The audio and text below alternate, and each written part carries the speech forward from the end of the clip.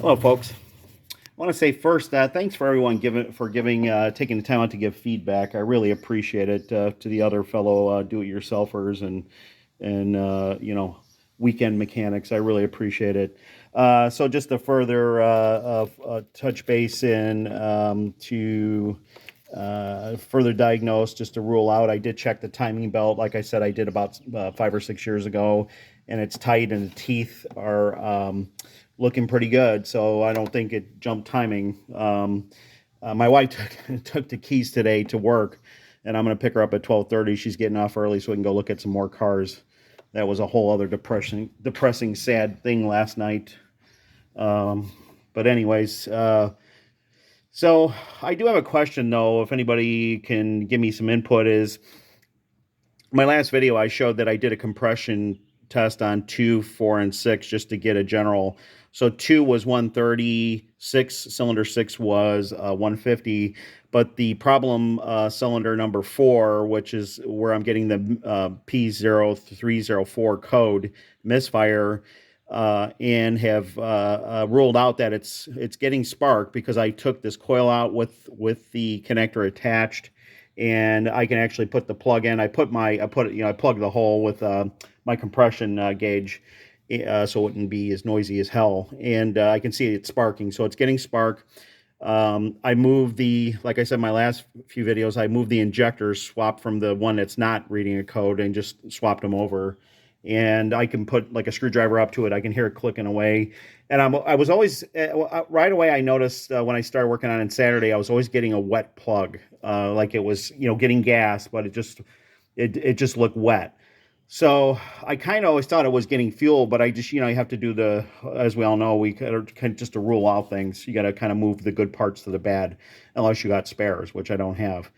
So in doing that, I ran the compression check, and then, like I said in my last video, I got 130 from cylinder 2, 45, which is down like, major, and then 150 on cylinder 6. So my question to you, any of you guys that know or anybody else who knows, is 45 psi pounds of compression or pressure, is that enough to ignite the combustion process?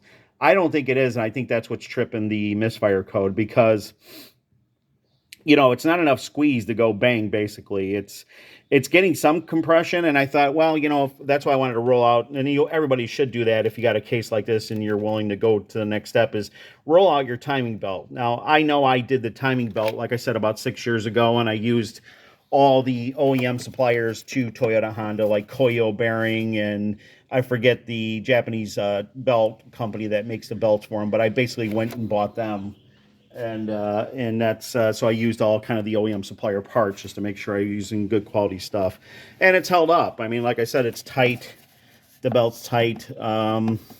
It's I don't see any cracking. It still looks in good shape, and it's about, I think the service intervals on these RX300s were like 90,000, I want to say, and this has probably got about 130 on it. But it's still, I've taken them out at 180,000 on a few cars, and they were still looking, like they had more service life left. So not everyone is going to be cracking even when it's past due or, compromised.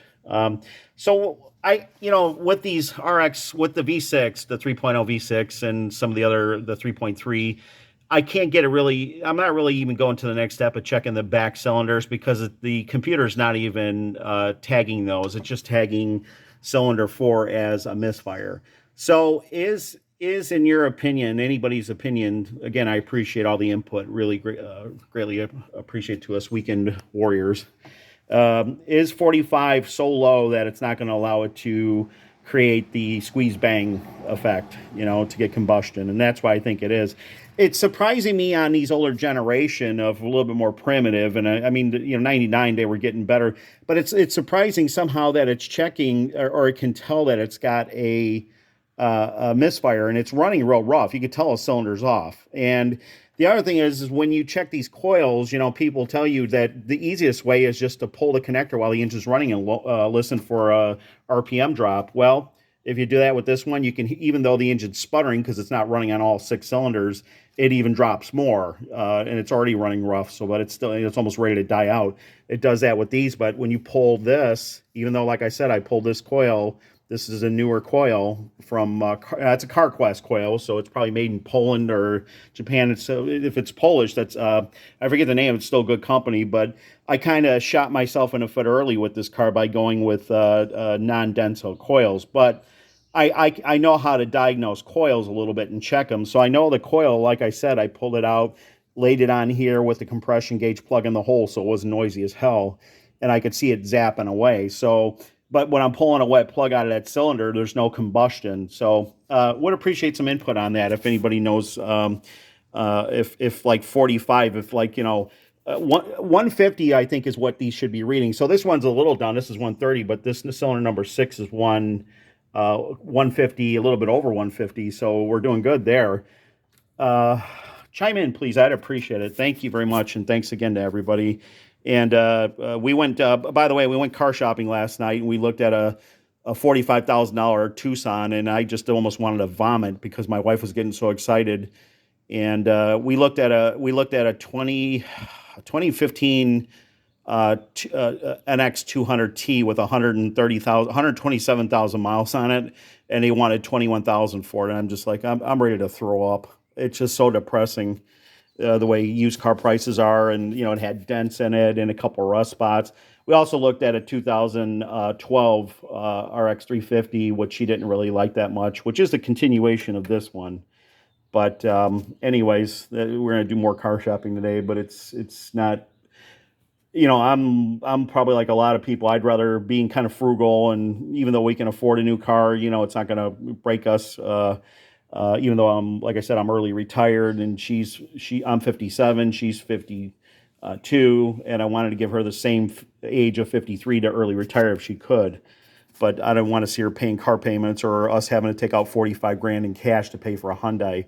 And I think maybe I struggle with that the most, being a Hyundai. I don't know what it is. I know they're good cars, but it's just I'm not willing to spend that kind of money for a new car, no matter what. So I'm really trying to push her to look into an older used car, but you want to keep the wife happy. But anyways, I'm sorry getting off track.